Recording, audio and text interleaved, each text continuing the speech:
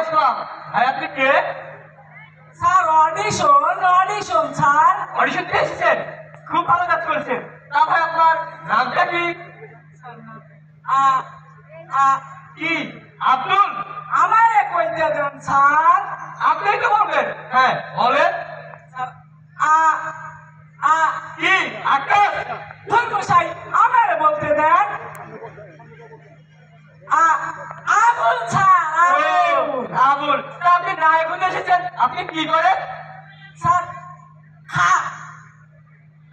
কি খাবার? তার মানে তার খাবার আছে। আমারে কইতে দেন স্যার।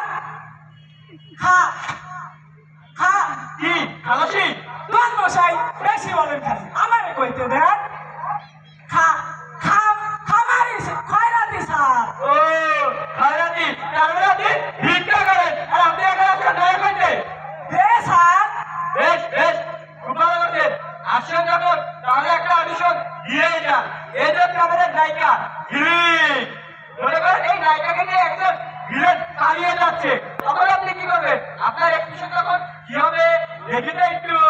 অ্যাকশন! কি আর হইব? একটা লাইব আর একটা লাইব।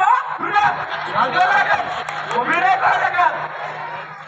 ভাই আমার সিলিং লাইনের এসে রে ভাই। আমার ব্রেক লাইনে রাখা যা। আমি আপনাকে এখন চলে যাব। দেশের সব মানুষ যখন নায়ক হয়ে যাবো, কেউ যখন বাকি থাকবে না, তখন আপনি আসবেন নায়ক হতে। এখন চলে যাব। এতক্ষণ দেয় না আপনার হাতে পেশাল পাইতেছি। এই মানুষজনের ভিতর ভিক্ষা করলে 700টা হইয়া যাইতো। আর আপনার হাতে পেশাল পাইলে একটা টাকাও পাই নাই। টাকা দেন। এখন আমার মাপলা নাই, আমার রক্ত আমার মাপলা নাই। এখন যা যা একই দুনিয়া হইলো ভারতে হইতে নায়ক হইতে একই অবস্থা। কারে নায়ক বানাবো? এই বাতাস কর, এই কাজ কর। আরে ক্লাসে লাগে না রে কিনতে।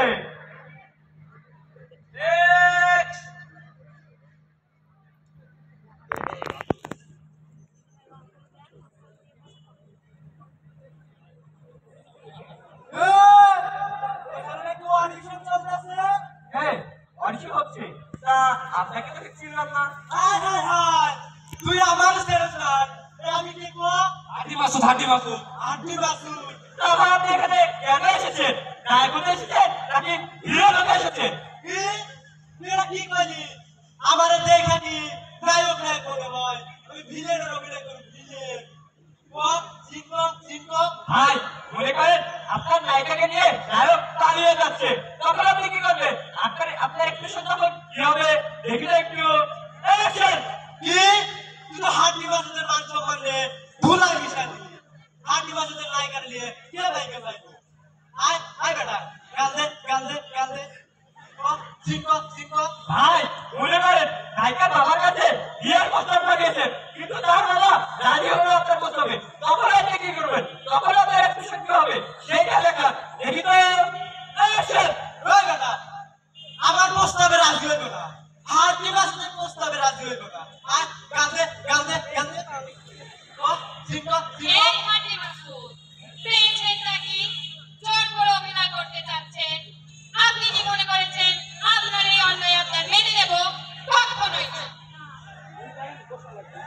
বাচ্চা ম্যাডামের কাছে এক্ষুনি বাচ্চা। সরি ম্যাডাম আমার ভুল হয়ে গেছে ম্যাডাম। অভিনয় করুন না ম্যাডাম। আপনাদের সিনেমা ম্যাডাম আপনারাই করুন না। আমাদের ম্যাডাম ধন্যবাদ দিলীপ, তোমার কারণে আজকে আমরা একমত হয়ে অন্যায় আপনার থেকে বেঁচে গেলাম। কিন্তু একটা সমস্যা হয়েছে, তোমার আমার নায়ক কোথায়